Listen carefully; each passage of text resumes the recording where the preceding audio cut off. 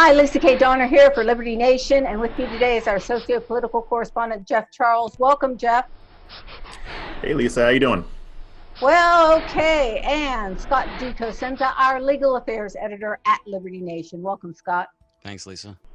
Well, it's running fast and furious in Minnesota. It was almost like a powder keg went off when George Floyd was killed as a police officer laid his knee on his neck, and ensuing riots and trying to restore order. But we have also written an article about the situation, which we want to get into, about maybe what can we do to change this. But let's start first with the events of the last week. And Jeff, I'm going to give you the floor for a few seconds here, because as we said in our article today, this isn't the first of these instances. I mean, there was Watts, there was Rodney King, there was the 1968, that all go down in history.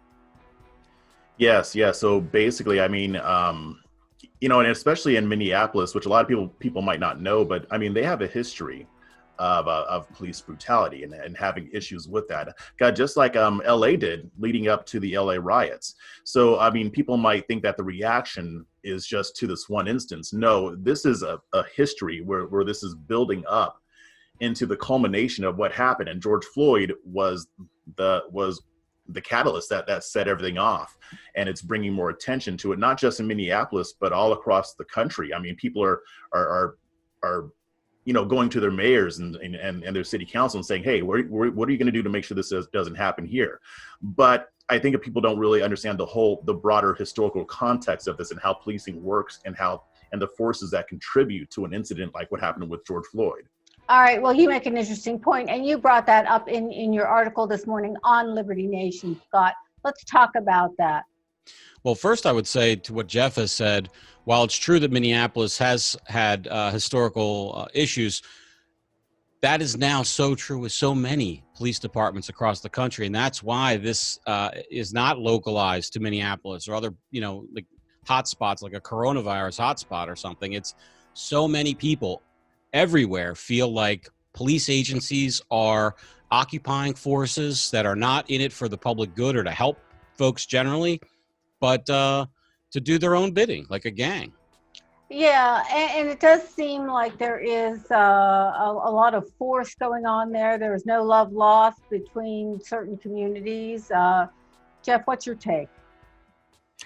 Yeah, I mean, and I think it's becoming even more of an issue now that we're able to see these things happen. I mean, now everybody has a camera in their pocket and they can whip it out quickly, hit a button, and now they're able to film the encounter.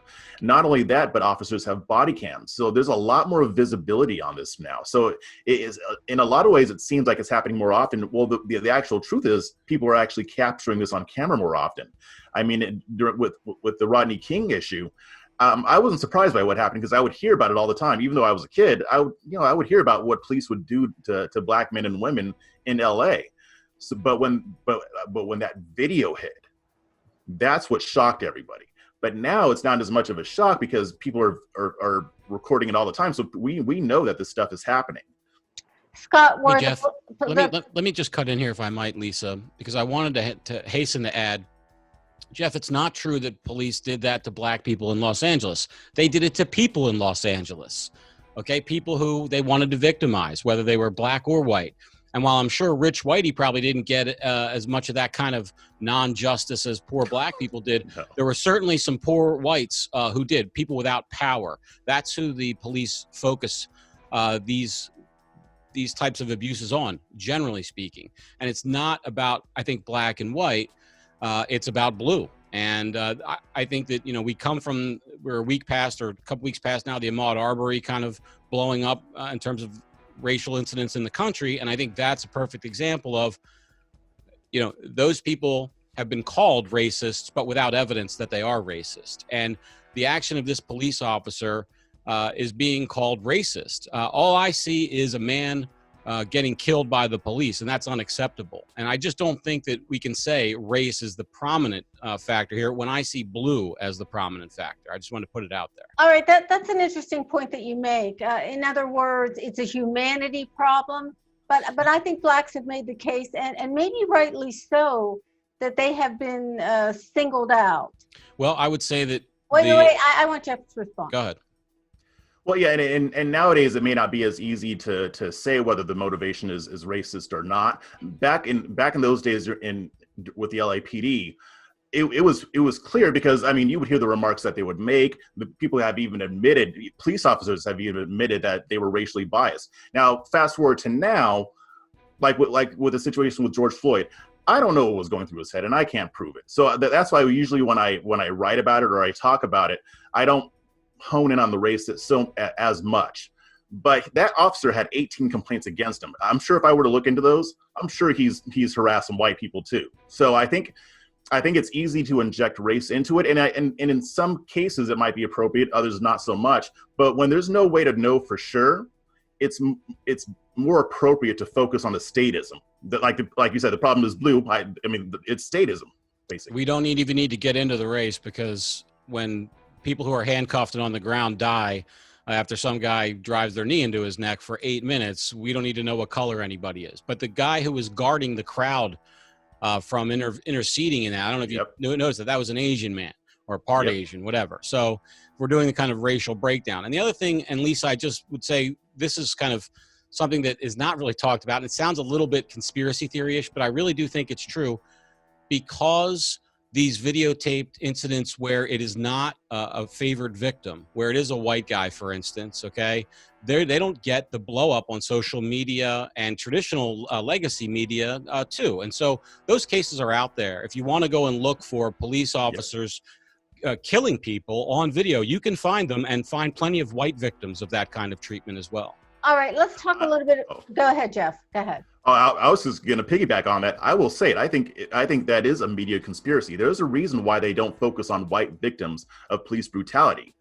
If they were to show how much this happens, not just to black people, but to Hispanics and white people, you would get so much more outrage about this. And I believe that the corporate media does have a statist agenda, and this is statism.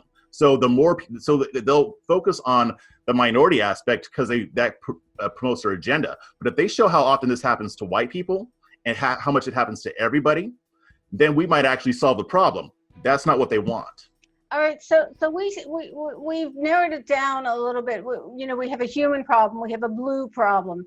What is going on that are making the police so violent toward the people they're supposed to protect? I mean, the days of the peace officer are long gone. I would say this is the wages of the drug war, primarily, Lisa. The drug war combines, because of the long-standing, decades-long pressure wall against our rights, namely Fourth Amendment rights to be free from search and seizure, combined with a kind of aggressive managerial style of the police that says that we have to up stats and get more numbers. And then you combine all that with a loss of humanity for the people who are the drug users, who are just drug users. They're not criminals in the sense of any common law sense. They haven't harmed another person. So all that feeds into it. All right, Jeff. Yeah, I agree with everything that Scott just said, and I think also it's the lack of accountability. I think the war on drugs really empowered a lot of police officers, especially since a lot of these cities have laws that enable them to get off if they do something like this. So I think that there is no real infrastructure to hold these officers accountable when they do something wrong. They only like 33% of officers are even charged with anything. And I think it's only like 36% of the ones that actually get charged with anything that actually see prison time. Lisa, the concept that Jeff's talking about is qualified immunity. And there is a case right now before the Supreme Court on qualified immunity. So we may see in the next year or so some new rule changes come down. But he's absolutely right. That is a massive part of the problem.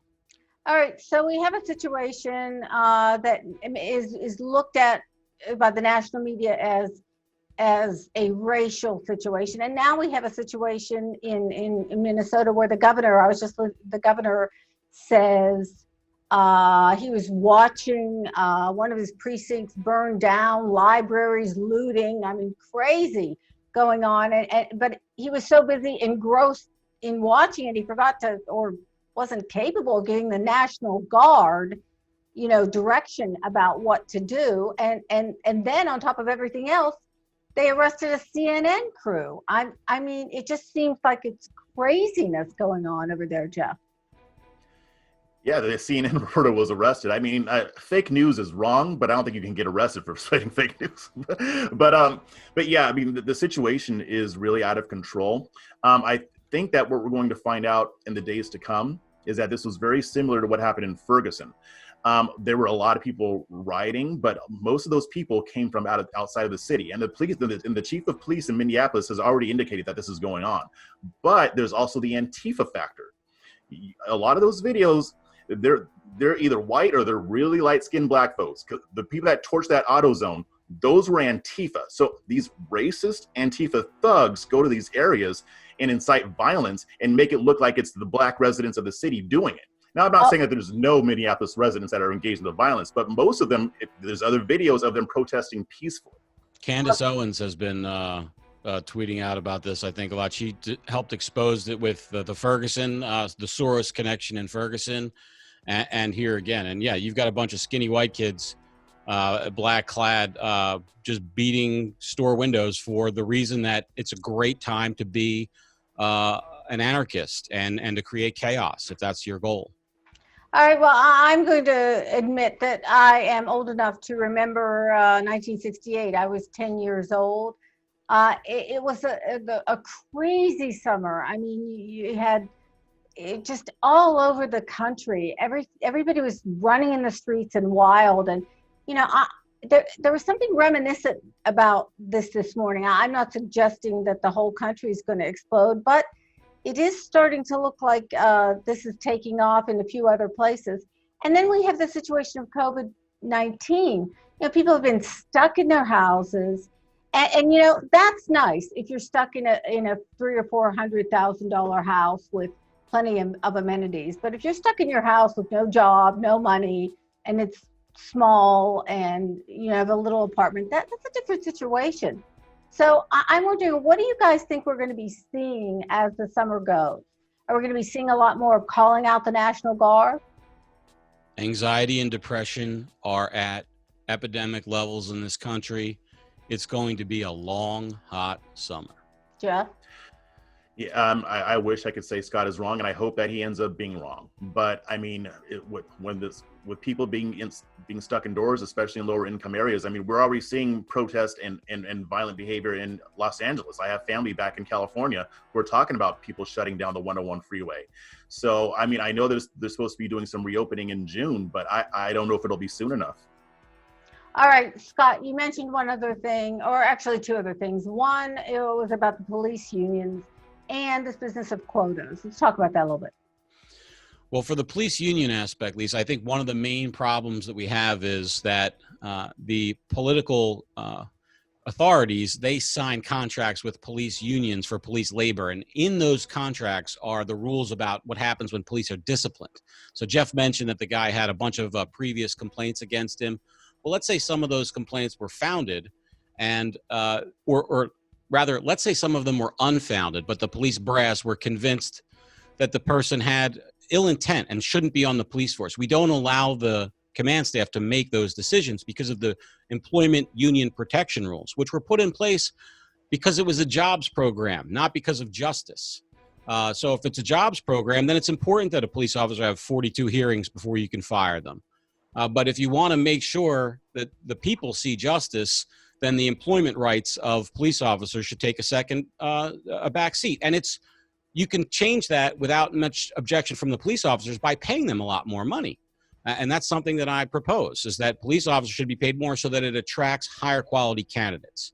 Right now, depending on the jurisdiction, they make okay wages, but to make it a really highly paid job, I think would go a long way to increase competition and see better people in there.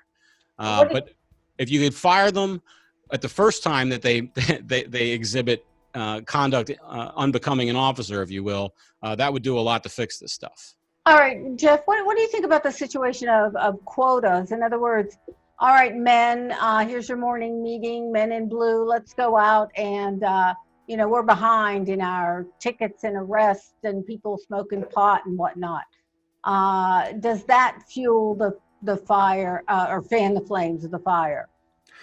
I think so. I mean, if you have a situation where an officer is more afraid of not meeting quota than he is about possible consequences for mistreating an American citizen, then yeah, that's going to breed that type of energy. So, I mean, if they do have quotas, even if it's not official and it's more implied, then they are basically not even just being incentivized. They're being motivated by fear of not arresting people, of not stopping people, with stop and frisk, or if they happen to smell marijuana, like you guys were talking about in the article, whether they smell it or not. I mean, there's no other alternative outcome. All right, Scott, you made an interesting point about police treating people as subjects rather than citizens. How does all this connect to the Fourth Amendment? Well, the Fourth Amendment used to guarantee that we would be free from molestation by the police. And now, because of the encroachments against that right that have been successful in the course of fighting the drug war, police in most areas think they can just kind of go up to you, and if they don't like the cut of your jib, just go rifle, maybe not rifle through your pockets, but pat you down outside, make you grab a wall. This is especially true for young males, not just black, but black, brown, and white. But if you're a young male and you have a look about you and you're on a city street, the cop thinks you might have a knife, gun, or bag of weed, that's an easy arrest for him. So he may tell you to go put your hands up against the wall. Well, that right there, the idea that the founders would have been okay as that the interaction between how the government and the citizens operate is it's so off base. I just can't even come up with a good adjective to describe how off base it is, Lisa.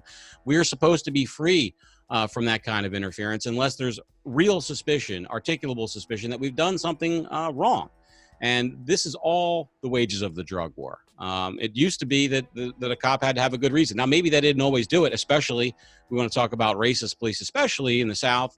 I'm not saying that those laws were wait, obeyed. Mr. Philadelphia, there is Frank Rizzo. Oh. Well, yeah. I'm not saying that those rules were obeyed, but they were the law. Okay, so at least a person who didn't have reality on their side in terms of interacting with the authorities, they had the law on their side. Now they have neither. All right, Jeff, I'm going to give you the last word. Yeah, no, I mean, especially with those policies like stop and frisk, like how it was used under Bloomberg in New York City, how it ballooned. I mean, it does create a horrible relationship between the American public and law enforcement. And I think that even in the situations like George Floyd, that doesn't just hurt the citizens, it hurts the good cops that are out there that would never do something like this. And I've heard from a lot of them, and they say that was all wrong. And the thing is that overall, when a people feel like their government is crushing them and tamping down on them, whether you're on the left or the right, the results are going to be violent eventually. There are ways that we can stop this. We can prevent this from happening, but it's going to take a lot of exposure. It's going to take a lot of motivation for people to hold their governments accountable. Well, thank you very much, Scott DiCosenza. Thanks for joining us today. Thanks. And thank you, Jeff. Thank you. And thank you, viewers. A long, hot summer looms, and at Liberty Nation, we're here to serve you with new, original thinking, information, videos, podcasts, and more. So join us on LibertyNation.com. I'm Lisa K. Donner, Editor-in-Chief. Have a nice day. Go deeper on the topic discussed in this video. Head on over to one of these links here or go to our Liberty Nation Roku channel. Thanks so much for watching, and don't forget to subscribe and hit the notification bell for Liberty.